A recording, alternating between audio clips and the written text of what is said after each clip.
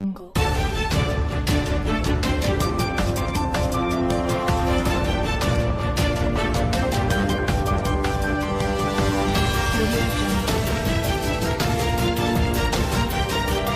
అధికారంలోకి రావడానికి కాంగ్రెస్ ప్రభుత్వం రేవంత్ రెడ్డి గారు ఇచ్చినటువంటి హామీలను పూర్తిగా అమలు చేయకపోవడం, అదేవిధంగా టీఆర్ఎస్ బీజేపీకి సహకరించినట్టు ఎమ్మెల్సీ ఎన్నికల్లో నిలబడకపోవడం వల్ల నేడు కాంగ్రెస్ ప్రభుత్వానికి మిశ్రమ ఫలితాలు కనిపిస్తుంది.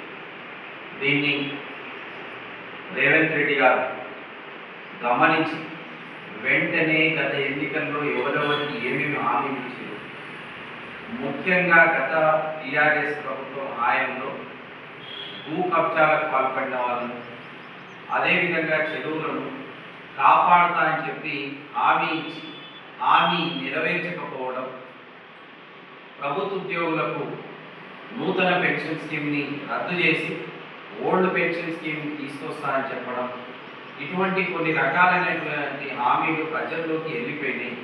ఈ హామీలను మీరు నెరవేర్చకపోవడం వల్లనే ఇవాళ మీకు మిశ్రమ ఫలితాలు కనిపించినాయి. కాబట్టి వెంటనే రేవంత్ రెడ్డి గారు ఆ ఫలితాలపై సమీక్ష చేయాలని, అదేవిధంగా కమ్యూనిస్టు పార్టీకి ఇస్తా అన్నటువంటి ఎమ్మెల్సీని వెంటనే ఇవ్వాలని, మాట తప్పొద్దని సిపిఐగా తెలియజేస్తూ, కొత్పులాపూర్ నియోజకవర్గానికి మీరు వచ్చినప్పుడు ఇక్కడ అన్యాక్రాంతమైనటువంటి భూములను కాపాడుతా అని చెప్పి, అదేవిధంగా దుందిగల్లో రైతుల భూములను కాపాడుతా అని చెప్పి, చెరువులను కాపాడుతా అని చెప్పారు. కానీ అటువంటి చర్యలు ఏం తీసుకోలేకపోతున్నారు.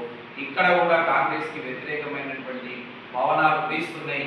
జాగ్రత్తగా గమనించాలని సిపిఐగా కోరుతున్నారు.